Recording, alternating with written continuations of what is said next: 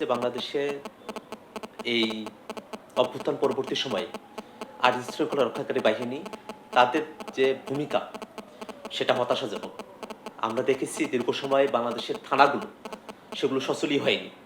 এরপর থানাগুলো যখন সচল হলো এরপরে সে থানাগুলোতে অভ্যুত্থানে যারা আহত হলেন নিহত হলেন তাদের পরিবারগুলো যখন মামলা করতে গেল তখন থানায় অনেক সময় সেই মামলাগুলো নেওয়া হচ্ছিল না।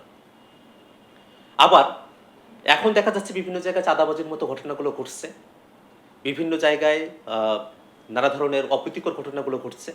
সে জায়গায় পুলিশ প্রশাসন যেভাবে তাদের উদ্যোগগুলো নেওয়া দরকার সেই উদ্যোগগুলো তারা নিচ্ছেন না। আমরা দেখেছি যে ঢাকায় বিভিন্ন কলেজের মধ্যে যখন মারামারি হলো এই জায়গাগুলোতে পুলিশ, আগের যে পুলিশ আমরা দেখেছি বিগত সরকারের সময়ে, তারা যতটা সক্রিয়ভাবে ভূমিকা পালন করতো তার কোনো কিছুই এখন তারা করছেন না। সামগ্রিকভাবে বর্তমানে আইন শৃঙ্খলা রক্ষাকারী বাহিনী তারা তাদের যে জায়গা আছে সেখানে তারা ব্যর্থতার পরিচয় দিচ্ছেন।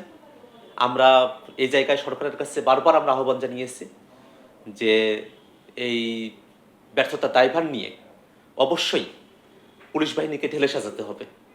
পুলিশ বাহিনীর মধ্যে এই অভ্যুত্থানের সময়টাতে তারা শিক্ষার্থীদের উপরে যে নির্যাতন নিপীড়নগুলো করেছে, যারা করেছে তাদের মাঝে অনেকেই এখন পর্যন্ত পুলিশ বাহিনীতে বড় বড় পদগুলোতে আসীন আছেন। তো তাদেরকে খুঁজে বের করতে হবে এবং তাদেরকে ডিপার্টমেন্টাল যে শাস্তি আছে তার অধীনেও যেমন নিয়ে আসতে হবে, বাংলাদেশের প্রচলিত যে আইন আছে সে আইনেও তাদেরকে বিচারের মুখোমুখি করতে হবে এবং সামগ্রিকভাবে পুলিশ প্রশাসনকে ঢেলে সাজাতে পারলেই এই সমস্যা থেকে উত্তরণ ঘটা সম্ভব বলে আমরা মনে করি।